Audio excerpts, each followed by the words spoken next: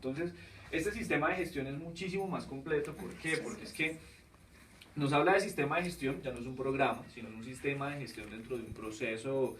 Para los que de pronto en algún momento conocen algo de un sistema de gestión, va dentro de los ciclos PHBA: planificar, verificar, hacer y actuar. Y como seguridad y salud en el trabajo, pues ya no solo hablamos de salud ocupacional, que sencillamente nos estaba hablando de salud en la ocupación, sino que estamos hablando de seguridad y salud en el trabajo, es decir, seguridad respecto a herramientas, equipos, adecuaciones, y salud enfocándola al desarrollo laboral del trabajador. Entonces, desde ahí nosotros empezamos a pensar, y cuando hablamos de riesgos laborales, ¿qué se nos viene a la mente? ¿En qué pensamos? ¿Con qué lo relacionamos? Casco, cinturón y botas. Prevención, por lo menos ahí ya estamos hablando de prevención, pero normalmente en Colombia somos más negativos y pensamos es como accidentes. Y no, es verdad, créeme, todos los días yo hago esto y siempre me dicen accidentes. ¿Y solo accidentes pueden sufrir los trabajadores o qué más pueden sufrir los trabajadores? ¿Lesiones? Sí, pero eso sería accidente, pero hay otra categoría que es importante: accidente y enfermedades. Entonces, son dos grandes consecuencias que pueden sufrir los trabajadores en el desarrollo de su actividad laboral diaria, y sobre los cuales las ARLs que ustedes tienen, pues deben hacer una cobertura. Es una cobertura asistencial y una cobertura económica. Tengan en cuenta que las ARLs, la principal función para las cuales fueron creadas las ARLs es para sufragar accidentes, ¿sí? La segunda función, pues, secundaria, no menos importante, pues es orientar y ayudar a sus afiliados. Entonces, ¿por qué hablo de esto? Porque es que este nuevo sistema de gestión de seguridad y salud en el trabajo lo que busca es que las empresas sean quien lo implementen, ¿sí? Y es la empresa quien debe implementarlo, es la empresa quien debe, pues, pagar a la empresa y al profesional en seguridad y salud en el trabajo que lo debe implementar. Claro está, el decreto nos dice, las ARLs están ahí para que nos orienten y nos guíen un poco en la implementación de ese sistema de gestión, pero bajo ningún motivo pueden implementar el sistema dentro de las empresas. Por eso, pues, hoy en día veo que a veces muchas empresas dicen, pero la ARL no me ha dicho esto, no me ha implementado. No, porque no es obligación de la ARL, sino que es netamente obligación de la empresa como particular, como ente privado. Es la que debe buscar a un profesional en seguridad y salud en el trabajo que tenga su licencia vigente, la que me firme ese sistema de gestión. Y es importante también aclarar que aquí hay una diferencia con el programa. El programa, lo que yo les decía, era simplemente tomarlo de internet, copiarlo y ya. Con eso el ministerio o cualquier ente que me fuera a revisar me decía, sí, sí lo tiene. Pero el sistema de gestión, como cualquier otro sistema de gestión, es 50% documental y 50% de evidencia. Entonces, ese 50% documental, pues obviamente debemos tener la evidencia de todo lo que nosotros actuamos y de todo lo que nosotros logramos dentro de la empresa. Y el otro 50% se debe ver evidenciado. Ejemplo, uno de los ítems importantes de ese sistema de gestión es el plan de emergencias. Pero entonces yo puedo tener aquí el mamotreto del plan de emergencias, pero si por lo menos el ministerio hoy me revisa a mí y yo no tengo señalización, no tengo extintores, no tengo rutas de evacuación, no tengo absolutamente nada, pues no está rimando el audio con el video. Es decir, lo tengo en el documento, pero en la realidad no se evidencia. Entonces, de hecho, muchos amigos y muchos colegas que hoy en día están trabajando con el Ministerio del Trabajo, pues están haciendo mucho énfasis en eso. Y énfasis en que el sistema de gestión no es el mismo programa de salud ocupacional. Que el sistema de gestión, sí, claro, 50% documental, pero que lo que realmente le importa al ministerio es que sea evidenciado en la realidad, que realmente se esté aplicando. ¿Por qué? Porque es que lo que busca el sistema de gestión es prevenir accidentes, prevenir enfermedades. Prevenir accidentes. ¿Y qué es un accidente laboral? ¿Quién sabe qué es un accidente laboral acá? ¿Quién me lo puede definir? Por decir algo, nosotros que trabajamos en panadería, de pronto el pastelero está ahí y se dejó coger de la máquina, de la batidora o de la mojadora, entonces exacto. Pues, Entonces ahí sería un accidente, y sí, muy seguramente sería un accidente laboral. Sin embargo, la ley lo define como todo suceso repentino que sobreviene por causa u ocasión al trabajo y genera en el trabajador una perturbación física, funcional, psiquiátrica, orgánica o la muerte. Entonces, si se dan cuenta, en ningún momento estoy diciendo que el accidente laboral es todo aquel que sucede o en el horario o en la empresa. Por ende, ¿qué quiere decir? Que los accidentes pueden suceder o por fuera del horario o por fuera de la empresa. Primer ejemplo, le digo a uno de mis trabajadores que por favor vaya y me saque unas copias aquí a la esquina. Lo arrolló un vehículo. ¿Es accidente laboral? Sí. Claro, es accidente laboral. ¿Por qué razón? Porque está cumpliendo una orden directa del empleador, no tanto por el horario, porque imagínense que dijera horario en la definición, Entonces, pues realmente si el trabajador viene a las 8 y 10 de la mañana tarde, pues ya sería accidente laboral. Entonces, por eso salgámonos un poco del concepto de horario o que tiene que suceder dentro de la empresa, no, es por causa o ocasión, es decir, que hay una relación entre la función que él desarrolla.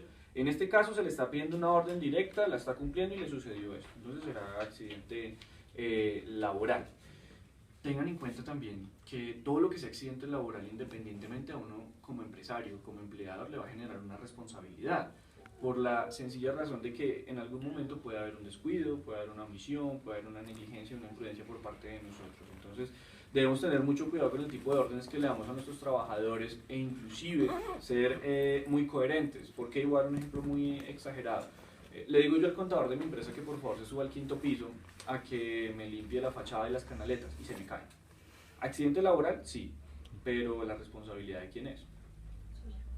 De la empresa mía, porque fui yo quien le di esa orden y él no, muy seguramente no estaba calificado para cumplir esa función, muy seguramente ni siquiera tenía el curso de alturas, muy seguramente no le di unas líneas, un arnés, una línea de vida, un punto de anclaje, no lo tenía, y muy seguramente pues no estaba afiliado al riesgo que debía estar afiliado, que sería el riesgo 5 por la actividad, por el riesgo al cual estaba expuesto. Entonces desde ahí, y muchas veces a uno como analista de ARL, lo que le envían a investigar es, bueno, revise a ver si hubo, si fue un accidente realmente o si hubo algún tipo de negligencia o de olvido por parte de la empresa. Y es ahí donde uno como abogado de ARL empieza a revisar y decir, bueno, por favor, señor empleador, suministreme manual de funciones, suministreme perfil de cargo, suministreme profesiograma, suministreme el contrato de trabajo, ¿sí? Entonces, no el contrato de trabajo, pero sí los anteriores que hablé, hacen parte de un sistema de gestión de seguridad cero en el trabajo. Ya el contrato pues hace parte del área jurídico laboral. Pero todos estos elementos, ¿para qué? Para revisar si era el idóneo, si se estaba calificado para esas funciones, si era el perfil adecuado, si estaba desarrollando las funciones que el manual lo decía. ¿Y el contrato para qué? Porque el contrato muchas veces cuando no existen ese tipo de documentos, el contrato es el que me blinda y me dice qué funciones debe cumplir. Y sumado a eso, los contratos normalmente dicen una frase que es espectacular, eso yo digo que la frase mágica que es: y las demás funciones que determine el empleador, el superior en virtud de la ejecución del contrato y con relación a la actividad económica de la empresa. Ya con eso, yo de alguna manera estoy diciendo, le puedo pedir otro tipo de funciones, ¿sí? Pues realmente conexas, ¿no? Porque pues yo el panadero lo contrato para hacer pan, pero puede que le pida el favor de que me saque unas copias o que vaya pues y me haga una consignación. Es algo totalmente coherente, hay una relación lógica entre la función que le estoy pidiendo, muy seguramente la ARL me lo va a calificar como accidente laboral. Pero tengamos en cuenta aquí algo, y ya que hablé de consignación, hay un caso muy importante en el que en algún momento un empleador envió a uno de sus colaboradores a hacer una consignación de un monto de dinero bastante grande. Al colaborador pues lo atacaron, le dispararon y falleció. Tengan en cuenta ustedes que muchas empresas en Colombia, y lo digo por experiencia, piensan que con el hecho de afiliarse a la ARL ya tienen todo saldado y dicen, listo, ya me afilié a la ARL, estoy pagando al día, estoy bien. Sí, estoy cumpliendo con una serie de deberes, pero no con todos. ¿Por qué? Porque es que mi deber como empleador es prevenir y proteger a sus trabajadores. Entonces, yo lo pongo en un estado de riesgo, quizás crítico, pues soy yo el que estoy haciéndome responsable de eso, y ya un juzgado, un juez de la República, un inspector del Ministerio va a dictaminar y va a catalogar que efectivamente, pues, muy aparte de que la ARL pagó, pues yo puedo ser responsable. Entonces aquí la conclusión respecto a este caso en concreto que les estoy diciendo es que muy aparte de que la ARL pague el accidente y de todas sus prestaciones económicas asistenciales, que muy aparte de que ustedes tengan diferentes ARLs, todas deben dar exactamente las mismas prestaciones, muy aparte de eso, eso no me libera a mí de una responsabilidad. Entonces yo soy responsable civilmente, yo soy responsable penalmente y yo soy responsable administrativamente.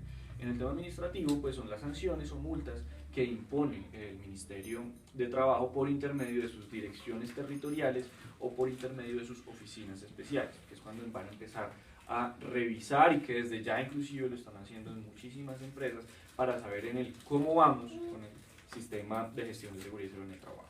¿Alguna pregunta hasta acá? Sí, señor. Ahorita decía que una manera de blindarse en un contrato es hacerle la letra pequeña. No es la letra pequeña, no es esa letra pequeña, y yo soy muy enfático con eso, porque no soy partidario de las letras pequeñas en los contratos, porque al final la letra sea pequeña o sea no, pues existen las lupas para leerlos y se van a leer. Pero sí es la cuestión de ser muy interpretativos. ¿En qué sentido?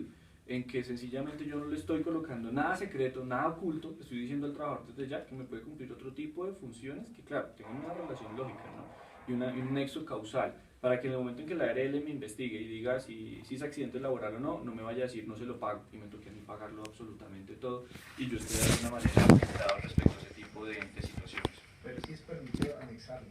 Esa frase, claro, totalmente, por eso yo no soy tampoco partidario de que uno como empleador compre contratos Minerva, porque son muy generales, y como se dieron cuenta, y por eso siempre los presento cuando hago este tipo de conferencias, pues para que se den cuenta que todas las actividades económicas que ustedes tienen son totalmente distintas, y ustedes están quizás en algún momento usando el mismo contrato que es el Minerva, pues créanme que no le aplica para todos, es muy general, y si yo quiero colocar ciertas situaciones, pues va a ser muy difícil. Por ejemplo, yo no le puedo prohibir a mi secretaria que escuche música en sus audífonos, pero quizás el panadero sabe que tiene que estar pendiente de muchas cosas y está trabajando en caliente y debe estar muy atento con esta situación, ¿sí? Entonces yo a mi secretaria no le voy a pedir que maneje guantes, que tenga curso de manipulación de alimentos, que sepa manejarlo, que tenga higiene, pues porque al final solo está manejando unos papeles y un teclado.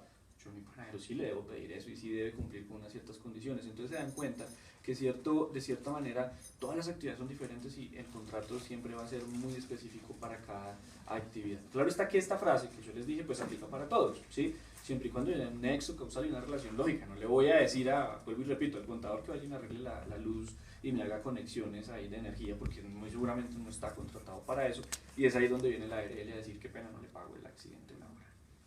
Otra pregunta, sí, cuando uno tiene un domiciliario, maneja moto, ¿debe estar afiliado que nivel 5? No señor, no señor, a no ser de que sea un domiciliario del sector construcción o de las actividades que la resolución 2400 nos dice como de alto riesgo, que son riesgo 4 y 5, será riesgo 1, máxime 2. ¿Sí? Igual esta clasificación las hacen pues las respectivas ARLs. ¿Qué ARLs tienen acá ustedes? Positiva, todos tienen positiva. Positiva, Sura, ¿qué más? Capa. Positiva y Sura. Positiva también. Positiva y Sura. Bueno, en positiva tienen que durar 2 años, normalmente ya llevarán más de 1 año, más de 2. Positiva el tema de calificación, pues aplica a partir de los 3 meses, deben crear un centro de trabajo, bueno, ya la ARL les dirá de cierta manera qué deben hacer, ellos clasifican el riesgo y en el caso en que no, el riesgo, digamos, haya duda en esa clasificación del riesgo, lo que hacen las ARLs es hacer una visita a la casa. Positiva lo hace mucho.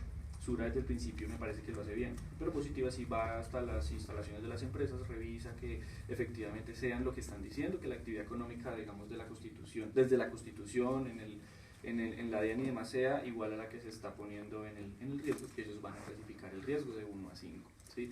Es importante no quedarse callados si de pronto yo veo que me ponen riesgo 5 y realmente yo soy solo riesgo 1. O viceversa, si yo soy riesgo 5 y me pusieron riesgo 1 y yo digo, uy, me estoy ahorrando una platica. No, me estoy exponiendo a un riesgo porque en el evento en que pase algo y la ARL me diga, usted estaba en riesgo 1 y eso es riesgo 5. Y yo voy a decir, es culpa suya ARL. ¿Qué va a decir la ARL? No, es culpa suya porque usted guardó silencio y se quedó callado. Entonces, eso es muy importante que lo tengan pues específicamente en cuenta. Y si no lo han visitado a uno para revisar eso, ¿uno puede solicitar esa visita? Pues si desde el principio los calificaron, ¿tú qué ARL tienes? Positivo. Positiva. Si desde el principio los asesoraron y dijeron que ese era el riesgo, pues sí, yo me refiero a cuando yo tengo dudas. O sea, si yo digo, ¿cómo será que si ese será mi riesgo? ¿Qué actividad económica es la tuya? En este momento no me acuerdo. No, pero ¿qué hace la empresa? Ellos operan unas máquinas operamos máquinas de café. De café, de manufactura. Eso puede llegar a ser, bueno, tocaría revisar bien el procedimiento interno y podría ser un riesgo 4 y 5.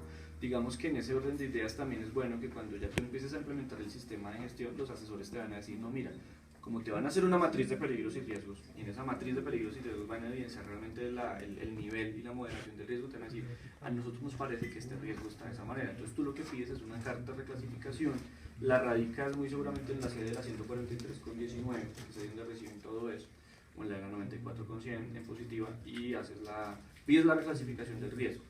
Ya en ese orden de ideas, si la ARL no te respondió, ya no es tu culpa, porque ya tú hablaste y dijiste tenía unas dudas seriamente con la reclasificación y la ARL no respondió, o la ARL te responde y te dice como si efectivamente si estás clasificada en el riesgo que debes estar. Porque en una empresa pueden confluir varios riesgos, ¿no? Sobre todo si en el sector construcción, normalmente sí todos son 5, porque en algún momento todos tienen que pasar por obra, todos tienen que ir a la obra y siempre es mejor que todos sean 5. porque a veces la persona o el empleador dice, ay no, yo lo afilio a riesgo 1, porque es que es mi secretaria, ella no construye ni nada, pero uno le dice, pero venga, en algún momento ¿será que tendrá que ir a firmar algún documento a la obra? ¿Será que tendrá que ir a hacer esto? Entonces él dice, no, pero preciso algún día él la vio a hacer esa diligencia de la obra y le pasó algo. Ahí viene toda la responsabilidad para nosotros como empresarios y como empleados. Entonces es empezar a revisar eso, aunque claro, puede que nosotros no somos profesionales en seguridad hacerlo en el trabajo y va a ser muy difícil hacerlo. Desde ahí empieza pues la orientación y la asesoría pertinente en la implementación del sistema, que van a ser las personas que nos lo estén implementando las que nos van a decir qué riesgo realmente deberíamos tener o si hay serias dudas de pronto de que no sea el riesgo el cual están clasificados, ¿no? Aunque pues así como me cuentas, obviamente yo me entendería más por manufactura, que es es alto riesgo, es un riesgo 3, 4, bueno, no es alto riesgo, es un riesgo moderado, que puede ir entre 3 o alto riesgo en riesgo 4, dependiendo de la maquinaria que se maneje, ¿no? Igual manufactura pues es uno de los segundos actividades económicas más accidentadas del país, primero va construcción y tercero minería, pero minería formal. Como les decía, pues bueno, la seguridad y salud en el trabajo es una disciplina que pues, trata de la promoción y prevención y el apoyo al perfeccionamiento del trabajador y el mantenimiento de su capacidad de trabajo. Normalmente pues uno siempre dice, un trabajador protegido y contento pues trabaja el doble y es importante hacer eso porque pues, hay personas que no se dejan proteger. Entonces ahí es donde nos volvemos permisivos como empresarios y como empleadores. Y muchas veces uno dice, ay, es que el trabajador no se protegió y se accidentó, es culpa de él. Créanme, como abogado les digo que no, es culpa del trabajador que no se proteja. Es culpa de nosotros que no utilizamos los mecanismos coercitivos y sancionatorios que nos da la ley laboral para que el trabajador se proteja. Llamados de atención, memorando. El hecho de que un trabajador no se proteja es justa causa de terminación del contrato. Claro, con el procedimiento adecuado, ¿no? Yo lo llamo a la diligencia de descargos, le digo, mire, usted no se está protegiendo, aquí están las fotos, aquí están la evidencia, los testigos, se le entregó a usted un elemento de protección personal, mire, aquí está el acta y documentación de esto, porque tanto sirve el derecho como no saber o no poder probar. Y la carga de la prueba siempre está en cabeza de nosotros. Y si yo no le entrego un elemento de protección personal al trabajador, y el trabajador no me firma nada, o yo no le hago firmar nada, sufre un accidente y el trabajador me demanda y dice, a mí nunca me entregaron, ¿a quién le va a creer el juez? Al trabajador. Al trabajador, porque yo tampoco tengo la prueba de cómo decirle, mire, yo se lo entregué. Entonces, es importante de que la carga de la prueba está en cabeza mía, pues yo pruebe y desvirtúe todo lo que dice el trabajador. Si el trabajador dice, no, a mí nunca me entregaron elementos de protección personal, sí, mira, aquí se le entregaron. Ah, a mí nunca me capacitaron. Mire, aquí se le capacitó, se le dio una inducción del uso adecuado de elementos de protección personal. Ah, es que esos elementos que ustedes me entregaron son todos chiviados, son todos viejos, son todos malos. No, mire, aquí están las facturas de compra, aquí está la garantía, son elementos acorde a la actividad económica y demás, y son comprados legalmente. Ah, es que pues yo nunca me lo ponía y a mí nunca me decían nada. Aquí están los llamados de atención, están los memorandos, está todo el procedimiento que me va a blindar a mí en un futuro de una posible demanda, de una posible responsabilidad. Sí, señor. ¿Con cuántos llamados de atención por eso se puede despedir un empleado? La norma, el Código Sustantivo del Trabajo no me dice cuántos, normalmente y por costumbre creo que todos habrán escuchado que 3, ¿sí? Es muy común que se hable de eso, pero yo lo puedo hacer, o sea, yo puedo colocar 2 si quiero, porque yo soy el que taso o el que pacto la gravedad de las sanciones, ¿no? Entonces para eso vienen los reglamentos internos de trabajo. Y esos reglamentos internos de trabajo son los que van a ser mucho más específicos. Ahí está el código sustantivo, el código sustantivo es muy general. El código sustantivo solo me dice que yo debo tener un reglamento, que hay unas justas causas de despido y ya.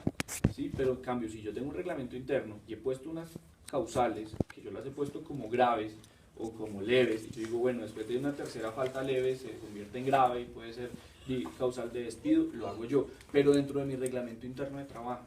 ¿Sí? Porque es que yo puedo tener 8 llamados de atención y ustedes van a buscar en ningún lado de la ley nos dice que con 3 llamados de atención se puede despedir a una persona. Yo puedo despedir a una persona de acuerdo a mis procedimientos internos y específicos que yo tenga dentro de mi reglamento interno de trabajo. ¿Qué hace que un reglamento de trabajo sea legal? ¿Qué se necesita? Yo creo que algunos de ustedes habrán escuchado que antes el reglamento interno debía ser radicado en el Ministerio de Trabajo y que el Ministerio sería quien debía aprobarlo.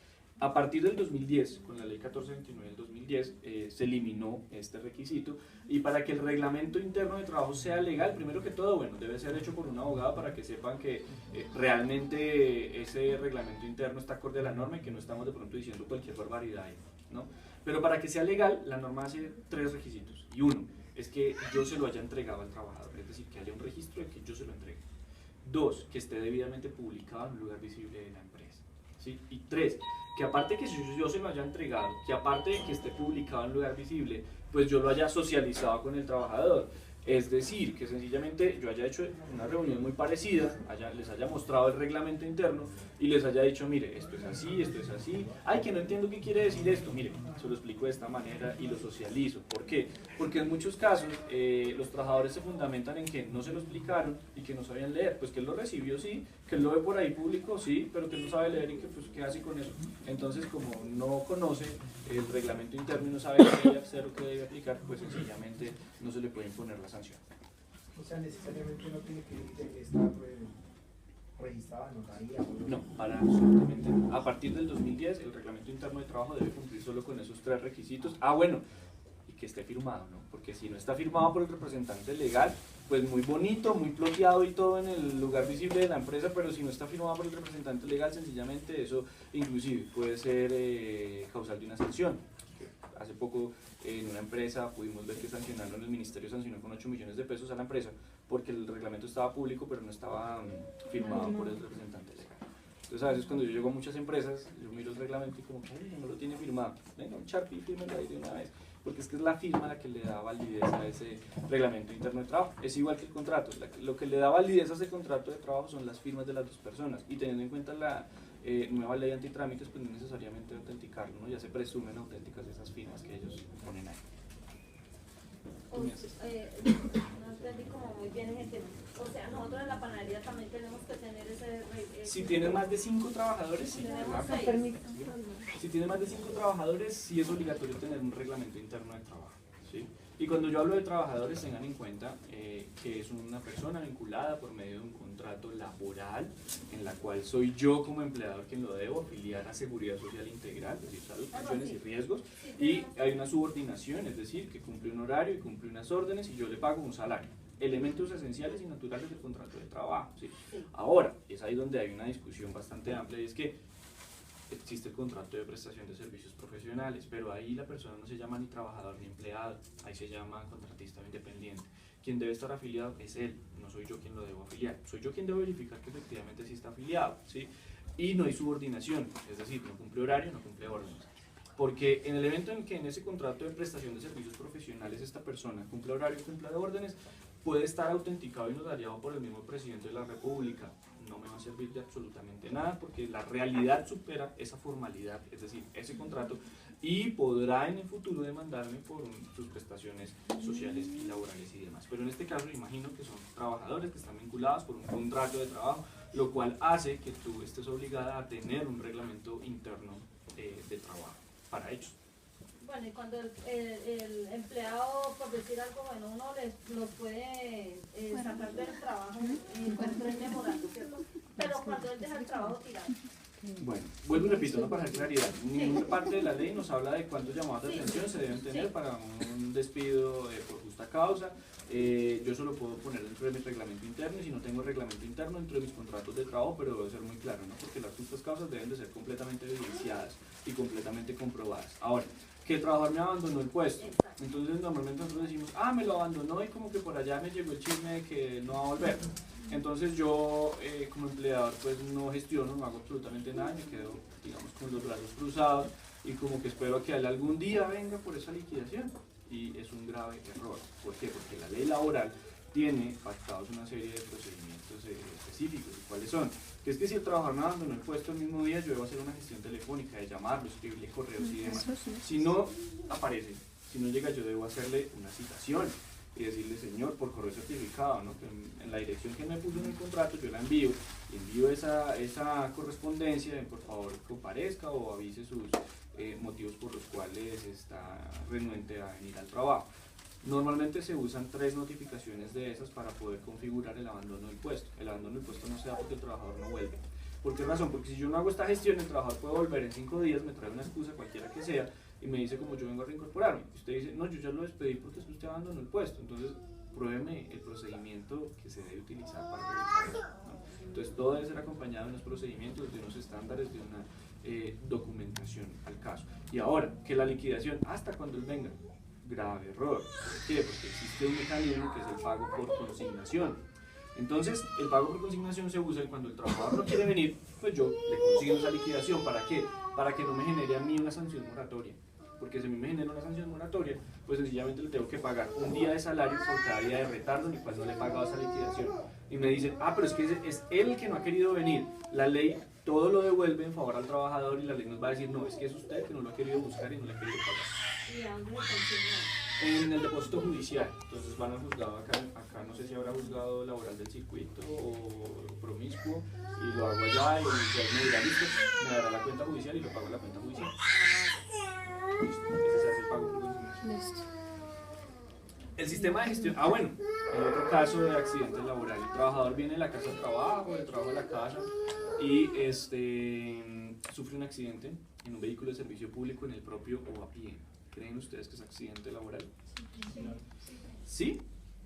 Que venga de la casa al trabajo, del trabajo a la casa, en un vehículo de servicio público propio, la Si cicla. él sale de trabajar y se va para la casa, pues me imagino que tiene que... No es accidente. No, eso ya sí es laboral. No es accidente laboral. No, señor. ¿Y por qué razón no es? Porque no ha iniciado las labores para las cuales ha sido contratado o ya terminó las labores para las cuales fue contratado. Pero ¿por qué les genera a ustedes esta duda? Porque muchos dicen que sí.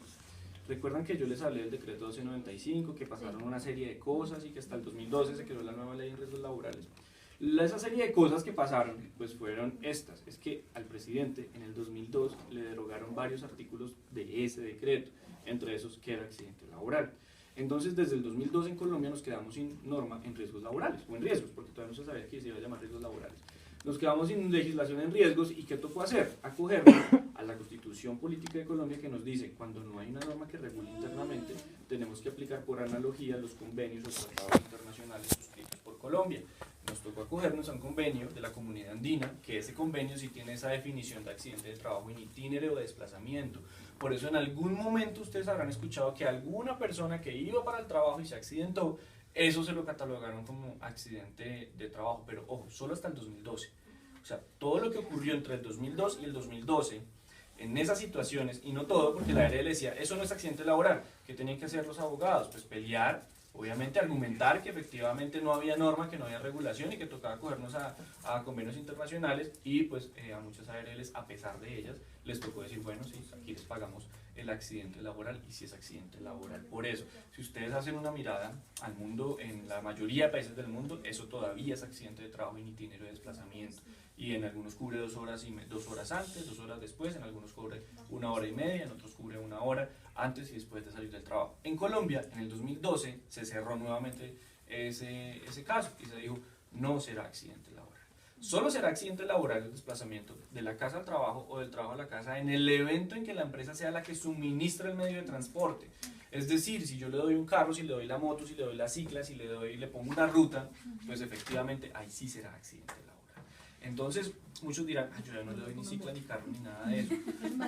No se trata de negarle los beneficios, se trata de sabérselos dar. Y todo eso va implementado dentro de un sistema de gestión de seguridad y salud en el trabajo, dentro de toda la documentación que lleva esa política del sistema de gestión de seguridad y salud en el trabajo. Política que, al igual que el reglamento en el trabajo, pues debe estar debidamente publicada y socializada a los trabajadores. Entonces, Oye, tengo una duda que pasó con una empleada y es que ella se accidentó cuando ella estaba llegando al parqueadero del cliente cuando lo había enviado. Entonces ahí... pero estaba cumpliendo con una función laboral. Sí, pues era en la mañana, o sea, le dije, el lunes tienes que estar a las 8 de la mañana. En donde el cliente. En donde el cliente. Y ella, parqueando en el cliente, tuvo la... Claro que igual ya todo el trámite lo hice a través de la EPS. Sí, son a través de la EPS. Nunca se hizo la reclamación antes. Y ella nunca reclamó por otro lado diciendo que era accidente laboral. Pues estamos en el proceso. O sea, ella ya está reclamando que es accidente laboral. No, o sea, estamos en el proceso en que se recupere y ver qué va a pasar. Bueno, en este momento pues ya no se puede hacer mucho respecto al tema laboral, porque recuerden que ustedes tienen, independientemente de la ARL, ustedes tienen 48 horas para hacer el reporte del accidente laboral. Si yo no reporto dentro de esas 48 horas, pues sencillamente la ARL no me cubre, ¿no? ¿Qué pasa acá? Pues accidentó y pues tú pensaste más en la EPS. Yo podría decir que como una orden muy seguramente sí puede ser un accidente laboral, ¿sí? En ese orden de ideas es importante que ustedes siempre, bueno, en principio pues tomen mano de sus asesores en seguridad y salud en el trabajo, pero sobre todo de su ARL, y siempre reporten por sospecha, o sea, no se queden callados, como dice el noticiero, o sea, realmente llamen y estén siempre con una orientación permanente en la ARL. ¿Por qué? Porque yo le digo a la ARL, mencioné esa ARL, sucedió esto, además ustedes saben que los reportes se hacen por vía web o por vía telefónica, independientemente de las ARLs, así solo que aquí tengan positivo y Isura, se pueden hacer por vía web o por vía telefónica, y tú llamas y dices, mira, me sucedió esto y esto con una trabajadora, ¿qué debo hacer? Ellos te van a decir, no es accidente laboral, entonces tú no, pues no, gracias, no, sino, bueno, con quién hablé, de qué área me contestó, venga, deme el consecutivo de la llamada, todo eso, ¿no? Que son asesorías claves que también van a involucrar dentro del sistema de gestión y dentro de todo lo que yo debo hacer, porque pues de eso se trata ese sistema, pero que sobre todo yo debo tener muy en cuenta al momento de que me sucedan este tipo de situaciones. ¿Por qué me refiero a la trabajadora? Porque pues sabe que la trabajadora todavía no ha reclamado y diga que es accidente laboral. Por ahora pues entonces no pasa mayores, y la EPS dijo que efectivamente lo está tratando la EPS y no ha puesto ninguna advertencia, ni ha dicho como esto no es de nosotros, se va a seguir tratando así y lo va a seguir tratando la EPS, las incapacidades las va a seguir tratando la EPS. Pero en el caso en que de pronto la trabajadora fuera un poco problemática y dijera, no, es que a mí me enviaron, yo estoy bajo una orden directa, entonces eso es accidente laboral, me lo deben pagar como accidente laboral, pues ahí es donde vienen las controversias, ¿sí? Pero por ahora pues no hay mucho que temer, sí hay que tener es como a orar con cautela en ese caso, porque pues realmente para mí sí podría llegar a considerarse como un accidente laboral. Lo que pasa es que aquí podemos decir un sinfín de casos, y pueden ser como no pueden serlo, ¿sí? Realmente quien lo determina y lo califica así es la ARL. Una vez nosotros se lo reportemos, la ARL no nos va a castigar ni nos va a sancionar porque nosotros estemos llamándola a preguntar, créanme que absolutamente no, y mucho menos pues nuestros asesores en seguridad y salud en el trabajo van a estar ahí como, ay, no me llame tanto, es que usted se molesta, es que no, pues para eso les estamos pagando, ¿no? Sencillamente para que nos orienten y nos asesoren en el tema de seguridad y salud en el trabajo y qué poder hacer respecto a estas situaciones, ¿no? Y no solo frente a eso, sino que el trabajador se cayó, se pegó en la cabeza y el trabajador dice como, ay, no, es que yo me siento bien, yo no quiero ir al médico, es que eso que jartera, tantas filas y tanta cosa. Entonces uno como empleador dice, bueno, pues no lo llevemos. Pero fue un accidente laboral, sí, se cayó en una escalera y se pegó, pero se sobó y ya. ¿Qué pasa? Y es que puede que esto se agrave. Y puedo contarles 1000 anécdotas y muchísimas cosas más que he conocido a través de la vida y de mi ejercicio como abogado en riesgos laborales, porque bueno, aquí me ven con corbata y todo, porque el evento lo merecía, pero normalmente yo ando con botas, casco, jean y chaqueta, porque pues realmente esa es mi labor, inspeccionar, revisar, ir a empresas, embarrarme y todo eso, porque pues fue mi decisión al momento de que yo me gradué de pregrado y dije, yo no quiero estar sentado en un escritorio así, vestido de esa manera y que me apriete la corbata y demás, porque yo quiero otra cosa también, yo quiero ir a empresas, revisar y todo eso. Y es sencillamente pues tener en cuenta todos esos aspectos, ¿no? Y realmente ser mucho más conscientes del riesgo que tenemos al manejar trabajadores, ¿no? Entonces, ¿alguna otra duda? ¿Alguna otra pregunta en especial? Si por ejemplo ocurre lo de ese accidente, por ejemplo fuera de los horarios laborales, y la ARL no responde, pero el empleado demanda al empleador, el empleador está obligado a responder. Bueno, pero ¿en qué sentido? O sea, el horario no tiene nada que ver. Realmente es que yo lo haya enviado a cumplir una orden, claro, no lo voy a decir a las 2 de la mañana tiene que usted ir a tal lado, de tal lado, ya sería algo muy exagerado, sí, pero si está cumpliendo una orden, como empleador mi deber es reportar, o sea, sí, yo debo reportar, y efectivamente, ¿por qué? Porque es que a futuro, y como contaba el caso, se puede empeorar, y si se empeora, y yo no reporté, pues el problema va a ser para mí, por más de que el trabajador no haya querido ir a que se atienda.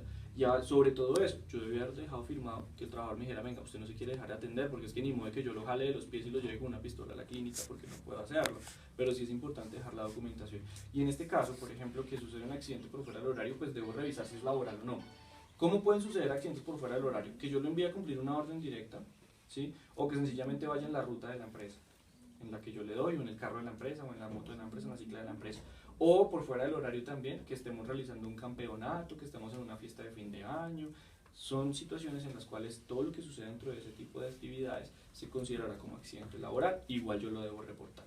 yo lo reporto y que la ARL me dice que no, pues efectivamente la ARL va a decir que no, trátelo por EPS, la EPS será la que se hará cargo, pero yo estoy actuando bien, o sea, yo digamos que me lavo las manos como empleador al decir, ya reporté, y que la EPS dice que no, la ARL dice que no, se lo va a enviar a la EPS, que la EPS dice que no, que eso es laboral, pues sencillamente para eso está un ente supremo, que es la Junta Regional de Calificación, y será la Junta Regional la que diga si es laboral o no es laboral, y calificará el origen, no porque la Junta también califica por porcentaje, pero hay otros calificará el origen.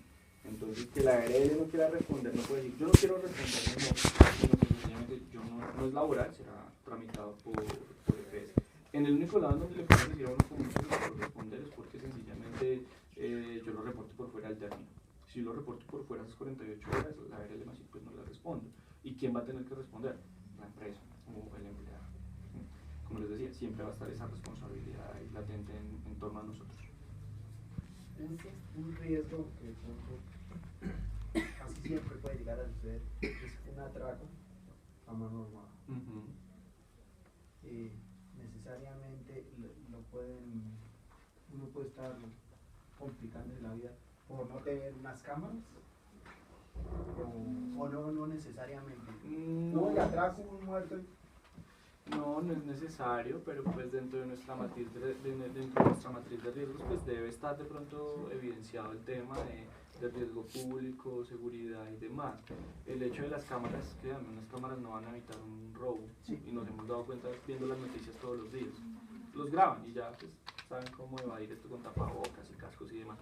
Entonces una cámara no me va a prevenir a mí el riesgo, pero sencillamente pues yo debo ser muy claro con el riesgo al cual está el afiliado, si estoy en una zona de alto riesgo, si es peligroso. En eso sí me debo centrar un poco, ¿no? Y fijar en eso. Pero el hecho de que entren a mi negocio a atracar y le disparen a mi trabajador y lo hieran o pues le causen la muerte, es un accidente laboral y la ARL lo sufragará tal cual. Claro está, yo voy a hacer el reporte, no me puedo quedar toda la vida llorando por mi trabajador porque así me toca pagarlo a mí. Entonces, eso sí es importante tenerlo en cuenta, hacer el reporte específicamente, ¿no? En esos casos es algo ya realmente que se sale de las manos, ¿no? Diferente sea que es que, qué pena que te ponga otra vez de ejemplo, pero pues por ahora es el que más me tiene ahí, el de la panadería, es que lo tengo en la panadería, pero nunca le compré guantes para tener las bandejas las que salen calientes y se quemó. Eso sí es responsabilidad mía. Era deber mío de empezar a ejercer esa prevención y que él tuviera guantes o que tuviera algún mecanismo de alguna manera que le impidiera quemarse, ¿sí? Que es que yo no hice prevención porque es que el muchacho siempre está ahí expuesto al horno y sale de una vez y entonces eso le puede generar una enfermedad o le puede generar un accidente y de una vez, como dicen los papás de uno, se tuerce y no, y es verdad, es cierto, ha pasado, yo no lo creí, pero sí ha pasado. Entonces, bueno, ¿dónde está el sistema de prevención ahí? Yo como empresario, ¿qué le estoy diciendo a mi trabajador? Venga, tiene que reposar un poco, después de que sale de acá, no se vaya así. Entonces, ¿qué me toca hacer? Pues terminar entonces la actividad 20 o 15 minuticos antes, repose, ya no esté expuesto más, y ahora sí, pues váyase, y todo eso lo dejo debidamente documentado. Me dicen, pero ¿por qué a mí como empleador me toca hacer eso? Vayámonos para un caso que está muy de moda, que es el asbesto. Muchos trabajadores hoy están sufriendo de asbestosis, neumoconiosis y todo eso derivado, o cáncer de pulmón derivado del manejo del asbesto, ¿sí? Y no solamente ellos, sino sus familias, y sus familias están demandando a las empresas. Y dice el empresario, pero yo qué culpa tengo que la mujer se la haya enfermado. Claro, señor, la tiene toda, porque usted debió haber dicho no se lleve el uniforme, no se lleve nada de esto. Nosotros aquí debemos hacer toda la prevención y retener todas esas partículas para que pues, usted no esté contaminando el ambiente familiar, ¿sí? Y es ahí donde viene la prevención de nosotros, ¿no? Porque realmente todo lo que debemos hacer como empleadores es prevenir, y en miras a eso pues es que se crea ese sistema de gestión de seguridad en el trabajo. Discutible, sí, si uno se pone a mirar, yo pues decir, implementar un sistema de gestión para un trabajador, yo sé, y podemos pelear y echar toda la piedra que querramos allá al Ministerio de Trabajo, pero dura es la ley, pero es la ley, hay que cumplir. Entonces nuestra labor, pues, ya entrados en gastos, ya que esto es una ley, ya que esto se debe cumplir, pues lo debemos empezar a ejercer de esa manera. Pero hay situaciones que se salen de nuestro, digamos, como de nuestro calibre, de nuestra voluntad, ¿no? Ahora, un terremoto, uno dirá, pues un terremoto también se sale de nuestra, de todo plano, porque pues no lo tengo planeado. Claro, para eso son los planes de emergencia. Entonces yo debo tener rutas de evacuación, señalización, ¿sí? Debo tener todo eso absolutamente porque donde llegue a pasar, y entonces evidencia que yo no tenía nada de eso, que nadie estaba preparado, que yo no tenía simulacros, pues bueno, nos pasa lo de Armenia, que hay muchísima gente en Armenia demandando todavía empresas, se han ganado, porque dicen que ahí está la responsabilidad de la empresa en que no eran construcciones sismorresistentes, bueno, eso ya es un poco más específico, pero desde ahí empieza. No eran construcciones sismorresistentes, no aplicaban la norma, no tenían planes de emergencia, nunca se hizo un simulacro, y no el simulacro que se hacen todos los años, que es el nacional, no, el simulacro igual internamente, no, nadie estaba capacitado en primeros auxilios, nadie sabía para dónde correr, para dónde coger, nadie sabía cuál era el punto de encuentro y demás, y como todo eso no estaba, pues sencillamente ahí es donde viene la responsabilidad. Entonces también los invito, pueden buscar en Google y mirar empresas que hayan sido responsabilizadas por muertes de trabajadores en el terremoto de Armenia, y van a salir por lo menos unas 4 que están ahí todavía en proceso. ¿Por qué es importante el sistema de gestión? Porque sencillamente, pues bueno, nos empezamos a enfocar en los riesgos críticos de la empresa, pero no solamente en los riesgos críticos, porque hay empresas que dicen como, ay, es que yo como no tengo trabajos en caliente, yo no trabajo a alturas, porque es que yo no trabajo excavación en espacios confinados, ni riesgo químico, ni radiaciones ionizantes, yo no tengo nada de eso, pues a mí no me aplica. Igual nos aplica, sean riesgos críticos o no, pues me ayuda a controlar los riesgos que yo tengo, porque el riesgo, por más mínimo que sea, una empleada del servicio doméstico se nos puede caer usando el Zampi, y es culpa de nosotros, ¿sí? Se nos puede quemar las manos usando hipoclorito, todo este tema de detergentes, ¿sí? Y es culpa de nosotros. ¿Por qué? Porque no le dimos guantes, porque le pueden salir venas varices y le puede salir algo en la pierna, ¿sí? Porque es que no les dimos las sandalias ni la dotación adecuada, ¿no? Entonces, todo eso, desde los riesgos más mínimos, siempre va a haber un riesgo y siempre hay una responsabilidad de nosotros como empleadores. Nos ayuda también pues a implementar unas estrategias de control, unos ambientes de trabajo seguro y unas áreas seguras, pues ¿para qué? Para que evidentemente nos empecemos a prevenir. Yo sé que el estándar siempre va a ser muy alto, ¿no? de seguridad en el trabajo, y de hecho las ARLs en Colombia son muy laxas porque las ARLs pagan la mayoría de accidentes. Lo que quiere el ministerio es que con la implementación del sistema lo que las ARLs hagan es volverse más estrictas y decir como vamos a revisar bien, porque la ley 1562 nos dice que la negligencia, la imprudencia, la impericia y la omisión por parte de las empresas es una causa para que la ARL diga qué pena señor empleado, no le pago el accidente, ¿sí? Pero hoy en día las ARLs pagan todo y estoy muy seguro que donde las ARLs desde ya se pusieron tan estrictas no pagaban ningún accidente, porque siempre en las empresas siempre hay un descuido, siempre hay una omisión, siempre algo se dejó de hacer, y por eso es que quizás sucede el accidente. Y aquí algo muy importante, y es algo también a lo que nos lleva el sistema de gestión, el documento por el cual reportamos el accidente laboral, hay que ser muy claros con esa redacción, que era más o menos lo que hablábamos de la letra pequeña. Hay que ser muy claros con la redacción porque no es lo mismo decir el trabajador sufre accidente laboral porque se cae una escalera que le faltaba una pata, hablando así tal cual coloquialmente, a que yo diga supuestamente el trabajador sufre accidente en las horas tales, presuntamente o según lo expone él porque la escalera se encontraba en mal estado. Es supremamente distinto las dos cosas, porque en uno yo ya estoy diciendo, en el primero estoy diciendo que es accidente laboral y que la escalera estaba dañada, es decir, ya me estoy clavando el puñal yo mismo, como empleado, porque soy yo quien lo firma, ¿no?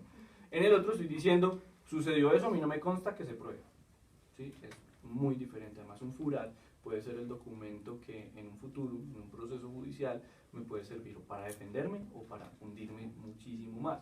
Y entonces muchos dicen, entonces como ya contraté el sistema de gestión, como ya me lo hicieron y como ya tengo también todo en la parte legal y demás, ya cumplo con todo, pues no me van a demandar. Sí, lo pueden demandar, o sea, cualquiera de nosotros nos pueden demandar. La cuestión es que vamos a tener toda la documentación y todo el tema sistemático para poder defendernos. Diferente fuera que no tuviéramos nada y para defendernos pues va a ser muchísimo más difícil, porque cuando a uno como abogado le toca llegar como el abogado bombero, pues va a ser muchísimo más complicado desde el inicio tener todo debidamente controlado y debidamente calculado. Procesos de mejora continua, porque como cualquier otro sistema de gestión, pues lo repito, no era el programa de salud ocupacional que se quedaba ya en un anaquel llenándose de polvo, sino que es un sistema que debe estar debidamente renovándose. Como sabrán, y para un mayor ejemplo es que hoy en día uno se acuesta con una norma y se levanta con otra, ¿sí? Entonces sencillamente es igual, esto debe estar supremamente actualizado porque el tema digamos, del flujo normativo, sobre todo en Colombia, es bastante amplio. Entonces debe estar actualizado y debe ir hacia la mejora continua. ¿Por qué? Porque ha enfocado en acciones preventivas, correctivas y de mejora. Preventivas, evitar que pase; correctivas es que una vez que haya pasado, pues yo corrijo para evitar que suceda, formulo la acción preventiva.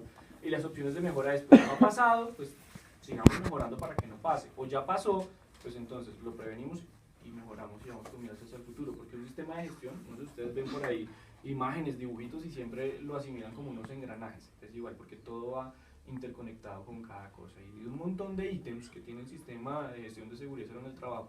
Con que uno de esos ítems falle, va a fallar todo el sistema de gestión de seguridad y salud en el trabajo. Entonces, también es importante que tengamos en cuenta esos aspectos. El cumplimiento legal, como les decía, pues realmente no es solamente un sistema de gestión desde el punto de vista de ingeniería, sino también desde esos requisitos legales que nos ordena la norma, que es el decreto 1072 del 2015. Sin embargo, para que no se fatiguen tanto leyendo ese decreto de 306 páginas, pues busquen el decreto 1443, que si bien ya no está vigente, es lo mismo que habla el decreto 1072 porque pues lo vincularon dentro de ese decreto único reglamentario. Y pues con miras a la reducción de accidentes de trabajo. Aquí de pronto es importante y se me hace importante hablar es que muchas personas confunden accidente, incidente o condiciones inseguras. He escuchado mucho también hablar del casi accidente. Es el casi accidente. El casi accidente no existe en la ley, o sea, no existe en la norma, yo no puedo hablar de un casi accidente. El casi accidente es el incidente de trabajo. ¿Y cuál es ese incidente? Empecemos primero por la condición insegura. Una condición insegura es que sencillamente viene un montacargas y el montacargas tiene una cadena flojita y por el montacargas pues pasa gente por debajo. No pasa nada, sencillamente sigue la cadena flojita. Eso es una condición insegura. Está pasando el montacargas, como la cadena está flojita, se cae, la carga que tiene el montacargas, va pasando alguien, pero pasa y cae el montacargas. O sea, a la persona no le pasó absolutamente nada, pero igual el montacargas se cayó debido a la condición insegura que tenía. Eso es un incidente, porque no le pasó nada a nadie. Y el accidente es que va pasando alguien y pues se cae esto encima de la persona. Eso es un accidente, ¿sí? ¿Que le pasó algo leve? Pues era un accidente leve, ¿sí? Porque los accidentes van leves, graves y mortales. Y sobre los graves y mortales hay dos obligaciones específicas. Una, reportar al Ministerio de Trabajo dentro de los 2 días hábiles siguientes. 2, realizar una investigación del accidente de trabajo grave o mortal dentro de los 15 días calendario siguientes al sucedimiento del hecho. Yo sé que en muchas empresas uno dice como, ay, qué pereza invertirle, o qué pereza gastar, que hablamos de la palabra gastar, qué pereza gastar en ese tema de seguridad en el trabajo, qué pereza gastar en el área de seguridad en el trabajo, pero créanme que no es gastar. Y de acuerdo a mi experiencia les puedo decir, no es gastar, es una inversión. Si bien no me va a traer frutos comerciales y no me va a generar una productividad grandísima en el tema, realmente me va a prevenir de que a futuro salgan de mi empresa miles y miles de millones de pesos derivado de un accidente laboral. Y les pongo un caso no de una empresa, sino que nos puede pasar a nosotros como personas naturales. Una persona contrata al todero de la cuadra para que se suba a la casa y le ponga las instalaciones de lucecitas de Navidad. Esta persona se sube, coge su escalera, un poco de pronto está tomado y demás, el señor se cae y queda parapléjico.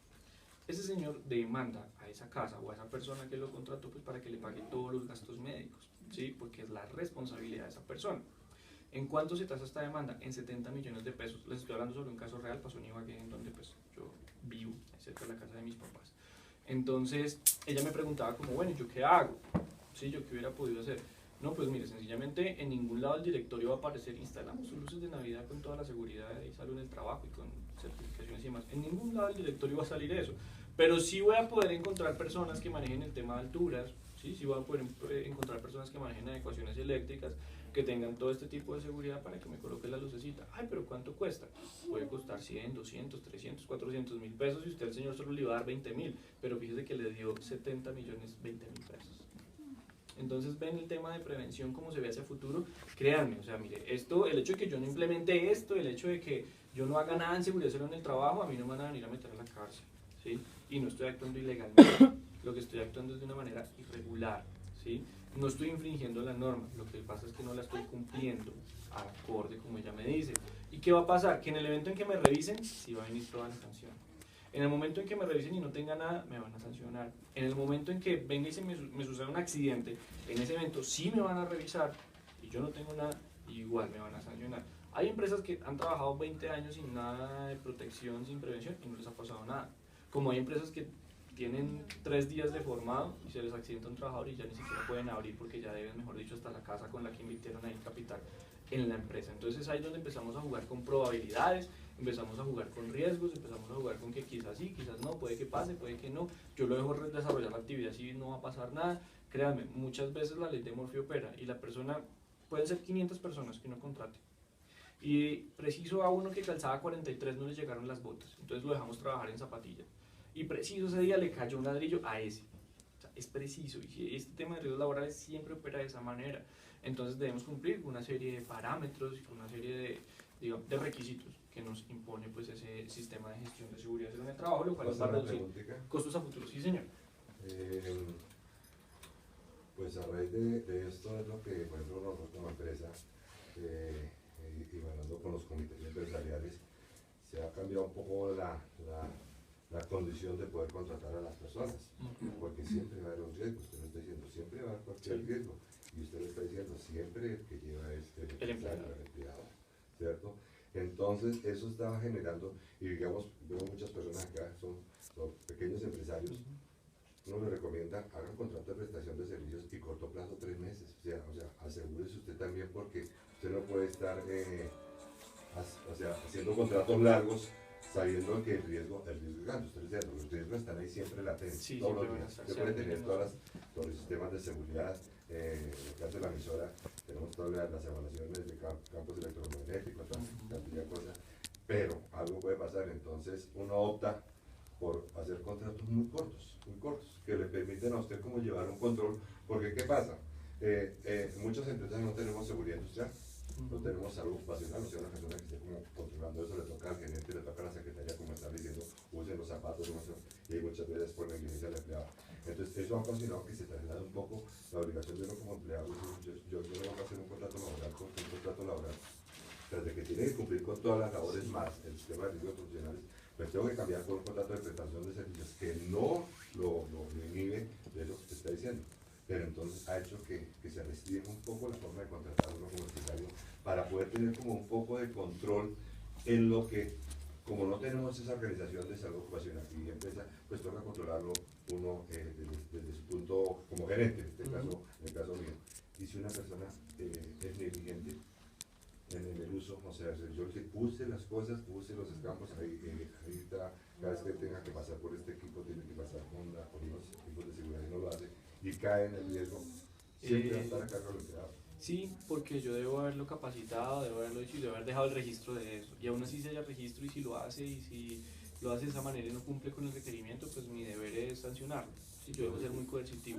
De pronto en el tema del contrato de prestación de servicios, si difiere un poco es porque de pronto sí, eso es lo que uno escucha normalmente, ¿no? Pero desde el punto de vista legal está totalmente vetado el tema porque, como yo les decía, el hecho de contratar por prestación de servicios pues no me libera la responsabilidad porque igual es solidaria, o sea, yo debo prever que la persona está afiliada y que está cumpliendo con todo.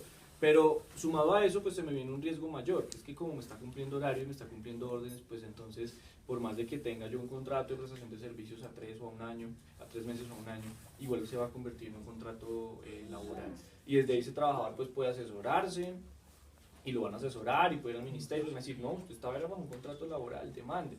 Entonces, no es tanto restringirse un poco o empezar de pronto a decir, no, yo contrato por prestación de servicios, que ellos sean los que se afilien y no, porque al final eso me va a traer a mí unas consecuencias que pueden ser laborales o de todas maneras me puede traer unas consecuencias que pueden ser de riesgos laborales, porque la responsabilidad va a ser solidaria e inclusive, ejemplo, yo contrato con un contratista de construcción y ese señor me trae... contrato con 3, tenemos pintura, mampostería, arquitectura liviana, qué sé yo, y cada uno de esos trae sus trabajadores. Y uno de sus trabajadores se accidenta porque no estaba afiliado. La responsabilidad va a recaer sobre mí, por más de que no sean mis trabajadores directos, porque sencillamente es mi deber vigilar que estos trabajadores o estos contratistas cumplan con todos los requerimientos en riesgos laborales, ¿no? Y para eso es que viene el sistema de gestión, porque viene el sistema de gestión, no nos está diciendo que tengamos y que debemos tener una persona encargada de seguridad y salud en el trabajo, pero sí nos está diciendo que debemos tener ese sistema y que como empleadores lo debemos conocer y que como empleadores pues si tenemos un gran número de trabajadores pues debemos tener una persona también encargada del tema dentro de la empresa que sepa, y por eso el ministerio está dando capacitaciones de 50 horas conjuntamente con el SENA y las ARLs también. Ustedes entren a las páginas de la ARL, empiecen a averiguar qué capacitaciones tienen las ARLs para ustedes en todo este tema del sistema de gestión y desde ahí empezar a conocer. ¿Por qué? Porque nuestro asesor del sistema de gestión es el que nos va a estar pendiente de decirnos como, ojo que están incumpliendo con esto, ojo que esto debe estar así, y nos va a dejar un estándar alto de seguridad y salud en el trabajo. Pero si yo difiero de pronto en ese campo de prestación de servicios profesionales, no me inclinaría mucho por eso. Yo sé que muchas empresas lo usan y no les ha pasado nada, vuelvo y repito, ¿no? Porque no estoy cometiendo un acto delictivo ni mal. Pero en el evento en que el trabajador se asesore y diga, uy, yo estoy cumpliendo órdenes, yo demando, puede demandar, puede hacerlo y muy seguramente va a ganar. Pero sí, claro, eso restringe no solamente que usted contrate prestación de servicios o lo hagan así, sino que restringe mucho que uno quiera formar empresa en Colombia, porque es muy difícil, porque es muy complejo, porque no solamente es de la parte tributaria, sino también desde la parte laboral. Manejar trabajadores es supremamente complicado, supremamente difícil. Yo estoy en un proyecto también que es de manejar el sector construcción y crear. Manejar trabajadores es manejar un colegio.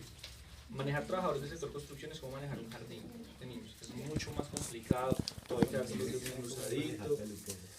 Entonces, todo es supremamente difícil y hay que tener la manera de poderse blindar al menos en un 80%. ¿Por qué no digo el 100%? Porque es casi imposible. Es casi imposible.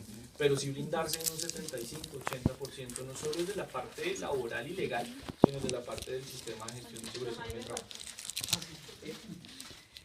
Vamos a suponer que uno contrata a un obrero para que se demora 2 días.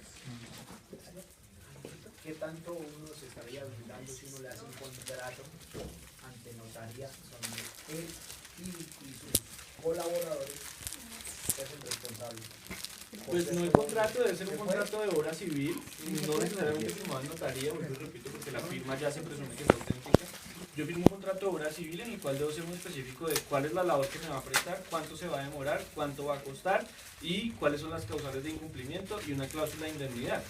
En esa cláusula de indemnidad, pues yo le voy a pedir a él que me mantenga indemne, que no me vaya a suceder algo por alguna negligencia o omisión de él.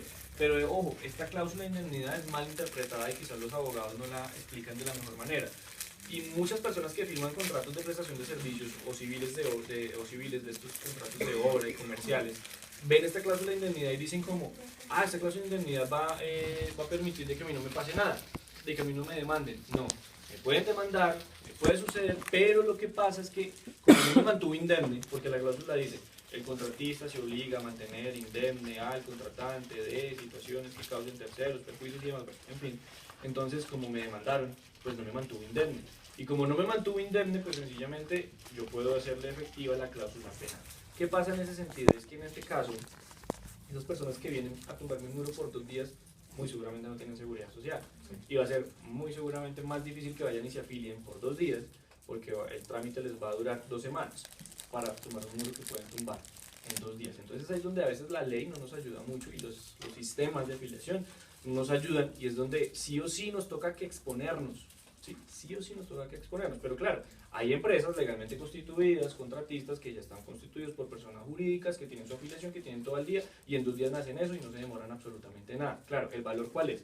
De contratar a Chuchito, el de la esquina, que me lo hace por 50.000 pesos, a contratar con el contratista que está legalmente constituido y cumple con todo, que me va a cobrar quizás 300.000 o 400.000 pesos. Ahí veré yo si me expongo o no. Pero hay uno que debe exigir...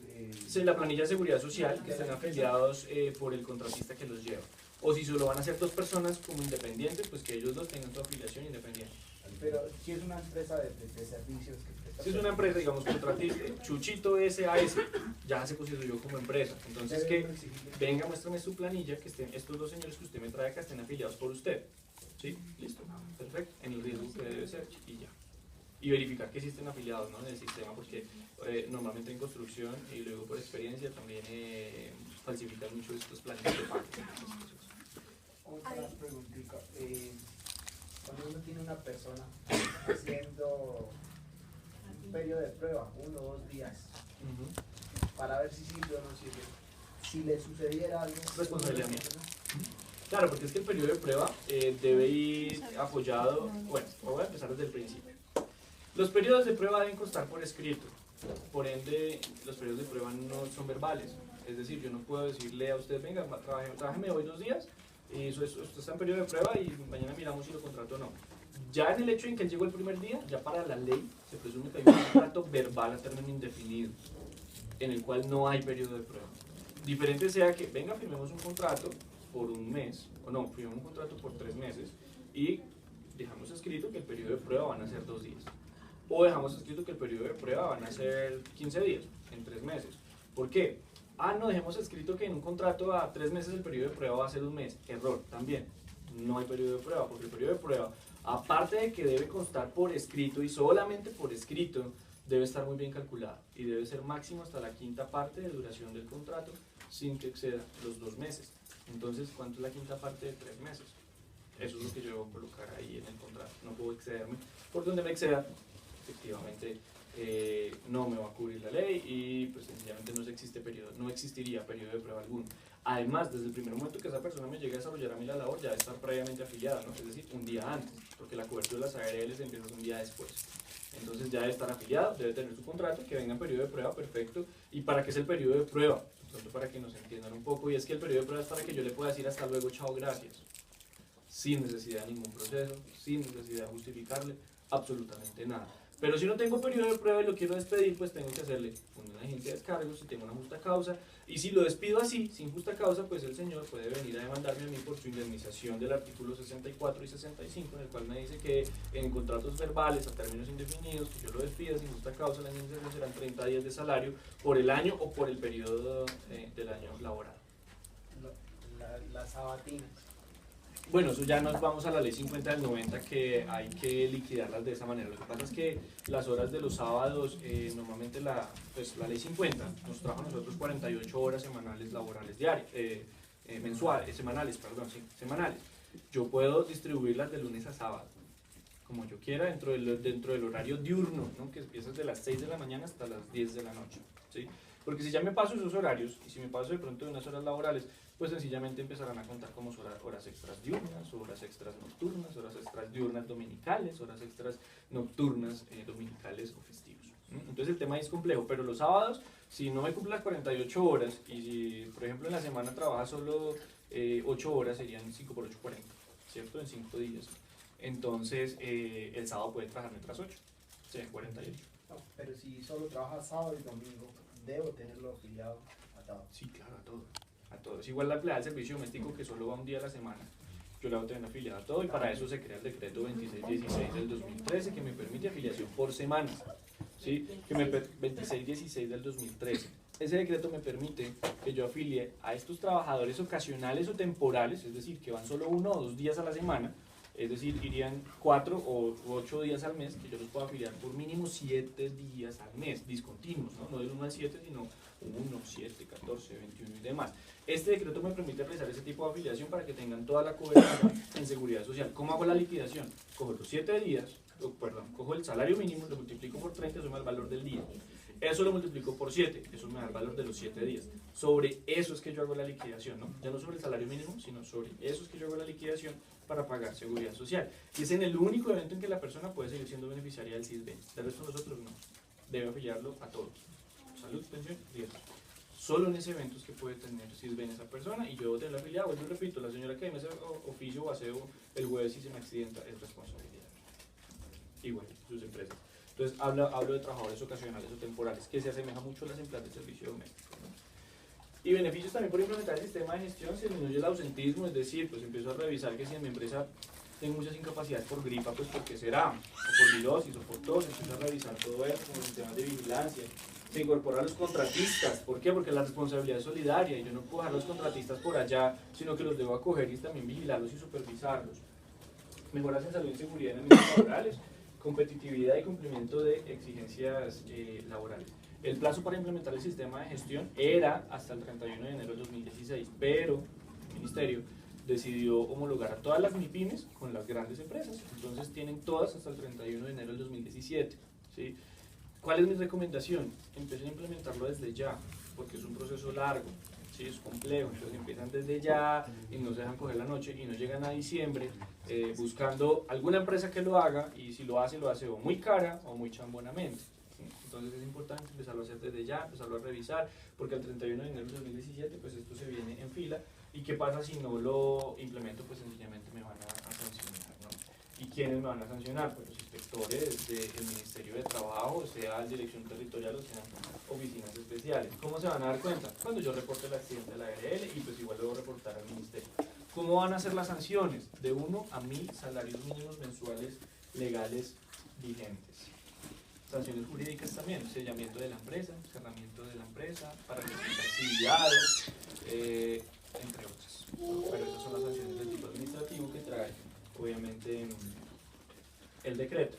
Esos son los criterios para la tasación de multas, pues realmente están dentro del decreto, pero pues son unos agravantes o atenuantes que tiene el ministerio. Es decir, si yo pues he aplicado todo y sucedió, pues me va a reducir un poco la sanción. Si realmente yo no tengo nada, pues me la va a aumentar. Si yo no dejo entrar al inspector del ministerio, pues me la va a aumentar. Bueno, son situaciones.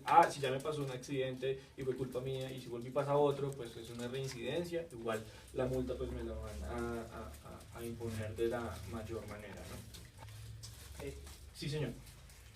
Ustedes como empresa le están trabajando a uno le está pagando, y ustedes por los que cometieron un error o dejan pasar algo. La ley 1562 del 2012 y el decreto 1295 advierte que los sistemas de gestión, ¿sí?, de seguridad en el trabajo, o los programas, o los demás sistemas de vigilancia, o lo que haga un profesional y que lo haga mal, se va a extender la sanción para uno. Es decir, que efectivamente como abogado yo hago una matriz legal que está desactualizada, pues me van a sancionar a mí también.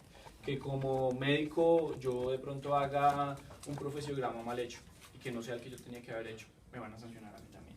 Que como médico sencillamente hice un examen pero no le hice lo que debía hacerle y no me di cuenta que el señor tenía vértigo y lo mandé y le dije que era apto y que era para construcción y se cayó por allá, pues porque sufría de vértigo.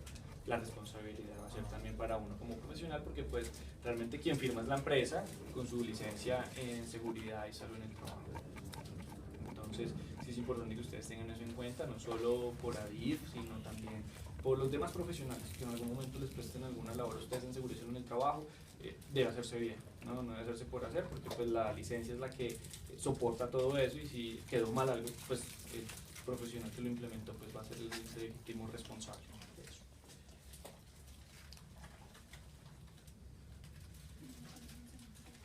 Sí, y bueno, esto nos habla de la reincidencia de las sanciones para las empresas dentro de la ley 1562 del 2012, las cuales nos llevan pues a la suspensión, al cierre. Ojo con esto, ¿no? Porque, cerraron la empresa, muchachos, trabajadores, no hay sueldo para nadie. No. Es muy aparte que a mí me cierren la empresa por culpa mía, pero yo tengo que garantizarles los salarios a todos mis trabajadores, porque la culpa no fue de ellos, fue mía, por no cumplir con todo esto. Entonces, porque muchas empresas dicen, no cerraron la empresa, no hay sueldo para nadie. No, ahí van a empezar a llegar las demandas laborales y a mirar cómo yo pago, ¿no? Ese tipo de situaciones. Eso sí es un punto que ustedes deben tener en cuenta. Y ya pues el contenido del sistema de gestión son todos estos ítems, pero pues obviamente no los voy a aburrir, aunque pues sencillamente es importante que ustedes conozcan en cierto modo de que por eso es que esto no lo podemos hacer nosotros, o sea, pues, como empleadores, esto lo van a hacer personas conocedoras del tema, interdisciplinares, porque es que esto no solo maneja un tema de seguridad en el trabajo. Si nosotros ponemos a mirar, por allá hay un tema de matriz legal, lo maneja un abogado. Profesiogramas, ¿quién los debe hacer? Un médico, ¿sí? Planes de emergencia y demás, ¿quién los debe asesorar? Bueno, un bombero, una persona que tenga experiencia en eso, ¿sí?, en el tema de evacuaciones y demás. Que análisis de puestos de trabajo, sistemas de vigilancia epidemiológica en riesgo biomecánico, en el tema de higiene postural, es decir, ergonomía, que es la ciencia que estudia la higiene postural. ¿Quién lo hace? Un ergónomo, un fisioterapeuta. Que el sistema de vigilancia epidemiológica en riesgo psicosocial, ¿quién lo hace? Una psicóloga. Entonces, todo esto es un tema interdisciplinario, pues las empresas o quienes van a implementar el sistema de gestión deben tener en cuenta que se debe manejar de acuerdo a la capacidad de las personas. Son 22 ítems en total, ¿no? Teniendo en cuenta pues también la revisión por parte de la alta dirección. Y ya, no sé, ¿quieres agregar? ¿Es posible tener alguna información de ustedes? Sí, no hay problema. Entonces las enviamos a los correos que registraron, junto con el decreto para que lo revisen. Y pues, digamos que no sé si tengan alguna otra duda. ¿Sí? ¿Tienes otra duda? Los costos. Bueno, los costos varían. ¿De qué depende? Por ejemplo, en el caso de ustedes, no sé si tienen 2, 3, 4, 5 panaderías, pues los costos pueden variar porque dentro de un sistema de gestión va el plan de emergencias. por cada una de las sedes hay que hacer un plan de emergencias, ¿sí? Entonces, obviamente esto incrementa los costos, pero en promedio está más o menos entre 3.600.000 a, depende del número también de empleados, porque pues a mayor número de empleados, mayores números de puestos de trabajo, y eso incrementa los riesgos. Hay que mirar también el riesgo de los trabajadores, porque esto también, cómo están calificados, porque pues obviamente eso también incrementa el número de horas de trabajo. Entonces, eso depende, ¿sí? Entonces, para poder sacar los costos, pues sí es necesario saber el número de empleados que ustedes tienen, el número de sedes, qué riesgo tienen, porque pues obviamente que no es lo mismo no sé, una pañalera en un local con 2 empleados, allá por ejemplo un vivero que maneja material químico, entonces ya obviamente eso varía, y de acuerdo a esa información nosotros generamos una propuesta económica. Es que específicamente, por ejemplo, tengo una pañalera y mi pañalera está ubicada pues en un barrio normal.